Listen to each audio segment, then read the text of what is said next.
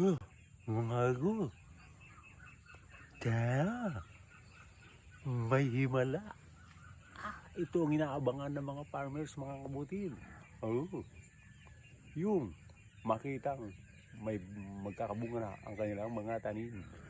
Within 3 months. Let's go. Yan na, mga kabutil.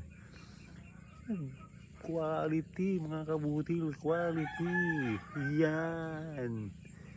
Yan, mga kabutil. Kaya, mapapakain ka. Kuha. Sobrang tuwa.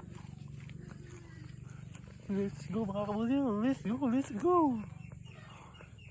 Mga kaparmers, ito na ang inaantay natin sa ating paghihirap, sa ating pagtatanim.